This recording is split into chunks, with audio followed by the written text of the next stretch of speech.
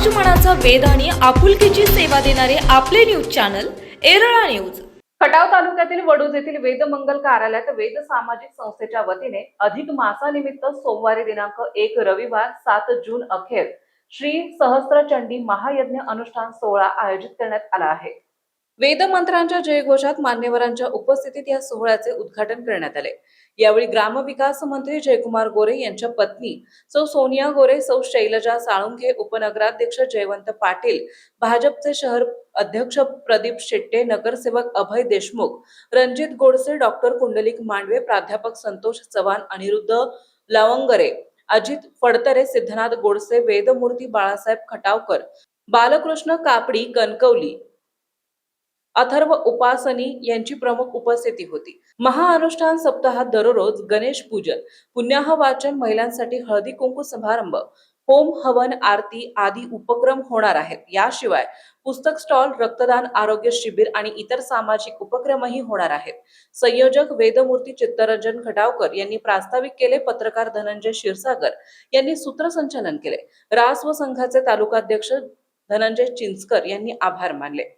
1 तारखेपासून ते 7 तारखेपर्यंत अधिकस्य अधिकम फलम, म्हणजे ह्या अधिक महिन्यामध्ये अधिक फळ आपल्याला प्राप्त व्हावं आणि अस्मिन भारतवर्षस्य पूर्ववत परम वैभव प्राप्त्यर्थम, म्हणजे आमच्या भारतवर्षाला परत पहिल्यासारखं परम वैभव प्राप्त व्हावं, आमचा भारत देश हा परत पूर्वीसारखा विश्वगुरु पदी व्हावा म्हणून चित्तरंजन खटावकर गुरुजी यांच्या आचार्यत्वात सहस्त्रचंडी यज्ञ नावाचा कार्यक्रम आजपासून आपण सुरुवात करतो आहे। तर आपण सर्वांनी या यज्ञाला उपस्थित व्हावे आणि यज्ञाची उत्सुकता आणि यज्ञाचं कार्य आपण हाती धरावं आणि यज्ञाच्या कार्यमंडळाला आपण प्रोत्साहन प्रदान करावं। वेद सामाजिक व शैक्षणिक विकास संस्था आयोजित सहस्त्रचंडी महायज्ञाचं आज ठीक 10 वाजता दीप सोनिया गोरे, तसेच सुंदरगिरी महाराज, परशुराम वाघ महाराज, दादा महाराज, विठ्ठल स्वामी महाराज यांच्या शुभास्ते दीप प्रज्वलन करून या ठिकाणी हा सोहळा सुरू होणार आहे। आणि 2018 पासून आम्ही विश्वशांतीसाठी आणि या राष्ट्राचं, भारताचं कल्याण व्हावं आणि त्यानंतर सीमेवरच्या सैनिकांना बळ मिळावं या उदात्त हेतून 2018 पासून आम्ही वेगवेगळ्या यज्ञ अधिक मासामध्ये आयोजन करत असतो। हा यज्ञ आज या वेद संस्थेमार्फत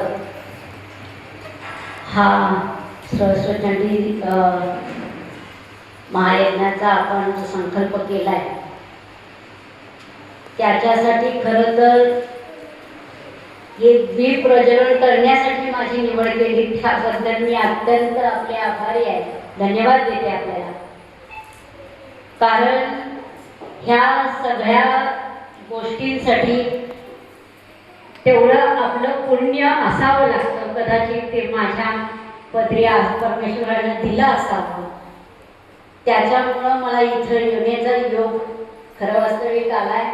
तुम्ही 2-3 दिवसापासून मला सांगताय की तुम्हाला दीप प्रज्वलनासाठी आलं पाहिजे, परंतु मला असं वाटलं की ह्या खरं वास्तविक सर्व व्यापातून आता भाऊ मंत्री झाल्यापासून माझ्या वाट्याला ह्या सर्व मान खटावचं काम माझ्या पदरी आले। खूप व्यापातून मला ह्या सगळ्या गोष्टींसाठी पाहण्याचा खरं वास्तविक मी स्वतः धार्मिक असून सुद्धा मला वेळ मिळत नाही, पण ज्या वेळेला मला वेळ मिळतो त्या वेळेला मी भक्तिपूर्वक ह्या सगळ्या गोष्टी करत असते।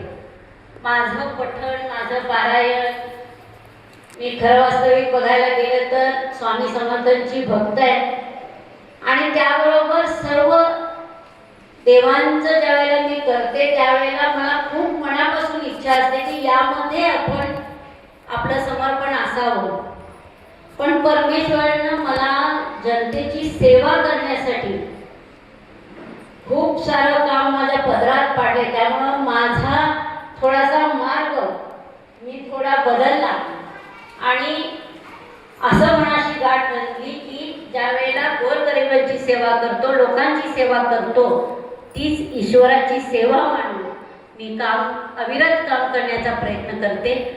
आणि ते करत असताना कायम एक नामस्मरण जप माझ्याकडं नेहमी असतो. आणि तो जप करत असताना, ते नामस्मरण करत असताना माझ्या हातून खूप चांगल्या गोष्टी घडत जातात. याच्यासाठी मला नेहमी ईश्वराची असे आभार मानायचे की आजपर्यंत कुठलंही चुकीचं काम घडलंच नाही आणि ते घडू नये म्हणून मी नेहमी प्रयत्न करत असते. आणि या सर्व गोष्टीतून परवा दिवशी आम्ही हरिनाम पाठाच्या सुरुवात माझ्या हस्ते झाली. अजून ती सुरुवात झाली, शेवट करताना सुद्धा मी भाऊंच्या बरोबर तिथं उपस्थित राहिले, भाऊंना घेऊन उपस्थित राहिले. मगाचपासून तुम्ही विनंती करताय, मी नक्की प्रयत्न करेन त्यांना इथं आणण्याचा. आता कसं आणता येतं ते आता माहिती नाही माझं कसं पूर्ण होतंय ध्येय, पण प्रयत्न नक्की करेन त्यांना घेऊन येण्याचा. कारण त्यांना सुद्धा एक प्रचंड दैवी शक्ती, खटावकर गुरुजी तुम्हाला मी अगदी सांगते की त्यांच्याही पाठीशी खूप मोठी दैवी शक्ती आहे. आणि त्या माध्यमातून आपण ह्या मान खटावची आपण सेवा करतोय, पूजा करतोय.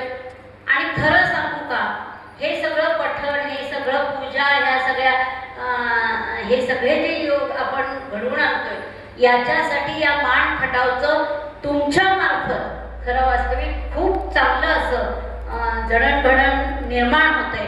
कारण तुम्ही जी ईश्वरचरणी प्रार्थना करता ती खूप मोठी अशी करता. आणि त्याच्यामुळं पाऊस पडणं असेल किंवा लोकांच्या अडीअडचणी सोडवण्यासाठी आपण ह्या धार्मिक गोष्टीतून जी मदत करता लोकांच्या, ही फार सेवा मोठी आहे. आणि शेवटी आपण परमेश्वरच्या चरणी विलीन झाल्याशिवाय आपलं कोणतंही काम कधीच साध्य होत नाही. एरळा न्यूजसाठी प्रतिनिधी सूरज भांडवलकर, दीपक पवार. आपल्या भागातील महत्त्वाच्या बातम्या पाहण्यासाठी आजच आमच्या एरळा न्यूज चॅनलला यूट्यूबवर सबस्क्राईब करा आणि बेल आयकॉन प्रेस करा.